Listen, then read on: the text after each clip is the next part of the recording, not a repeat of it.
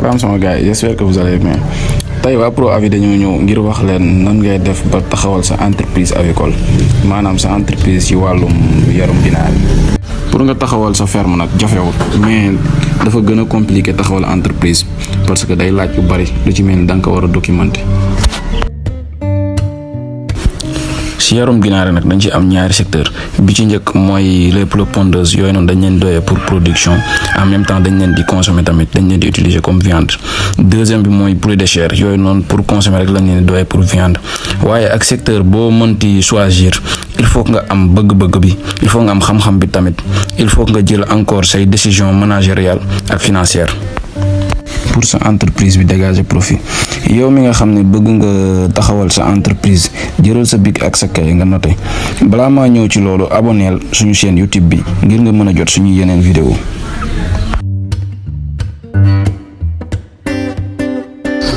Alors pour nga taxawal sa entreprise avicole rawatina ci yarum ginaar 8 étapes yi ngay utiliser. Premièrement bi ci jiitu mooy plan business. Plan business bokk na ci étape yi ëpp solo ci sa lancement ci ngay wane yan objectif nga bëgg a atteindre ak yan pexe nga fas yéenee lal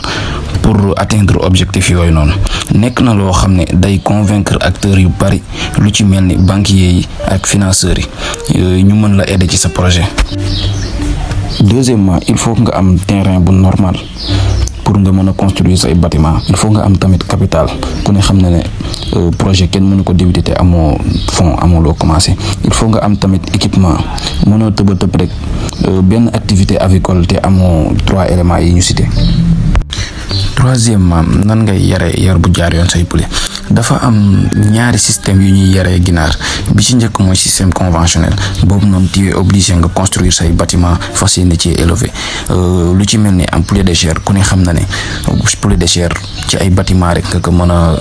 élevé rawatina ci ay bâtiment yu construction bi jaar yoon. Deuxième système mooy système en plein air système en plein air nag lu ci mel ni ordinaire mën nga leen yar en plein air mën nga leen yar sans bâtiment.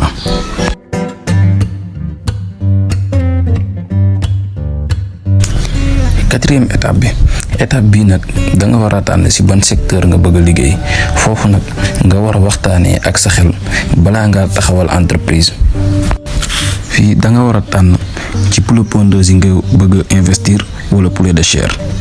À part yooyu nag am na tamit secteur bii di production poussin bu la neexee tamit nga dugg ci production poussin jaay poussin yooyu noonu à part ñetti secteurs yooyu am na quatrième secteur bi mooy wàllum abattage fi ñuy lewatalee ginaar yi boobu tam ba tamit mën nga ci liggéey bu fekkee moom nga bëgg a choisir. Cinquième étape bi fii nag ak secteur boo mënti choisir il faut que nga trouver un marché de niche mooy marché boo xam ne clients yi dinañuy am habitude di fa fekk sa marchandise pour nga gën a mën a jaay sa marchandise pour dem gi gën a yomb. Bi ci topp mooy sixième étape fii nag il faut tamit nga dox ci wàllum communication maanaam nga def ay publicité ku ne xam ne ne jamono juñ toll nii daanaka publicité mooy jaay nga xamal nit ñi ne da ngay jaay ay ginaar wala ay nen wala ci secteur boo mënti yëngatu mën nga def koo dajal te nga xam ko nga xam ni kii war na la mën a defal publicité nga wax ko mën nga def aussi ay affiche daanaka jamono ji ay affiche mooy jaay wala tamit nga publicité ko par rajo wala télé. bul di def tamit ay publicité ci réseaux sociaux yi seulement parce que li ci ëpp aussi say clients mën nañu ñàkk suivre réseaux sociaux yi. Septième étape bi il faut que nga saytu sa comptabilité entreprise maanaam di enregistrer say compte da nga war a xam kañ ngay perte ak kañ ngay am bénéfice lu am solo la ci entreprise. Bi ci mujj nag mooy huitième étape bi fii nii da nga war a respecter norme marché bi nga yar say ginaar boole ko ak di respecter les lois ak norme marché yi maanaam ku ne xam na ni ginaar am na nañ ko war a yare nga respecter loolu noonu respecter loi vétérinaire yeeg yooyu noonu bu ko defee incha allah sa entreprise dina taxaw kenn du la sonal kenn du la teg ay daan yoo xam ne doo ko àttan. bu fàttee abonné suñu chaîne bii nii di Pro Avis te nga bës cloche de notification bi nga aimé vidéo bi nga partagé ko ngir nga mën a jot suñu yeneen vidéo.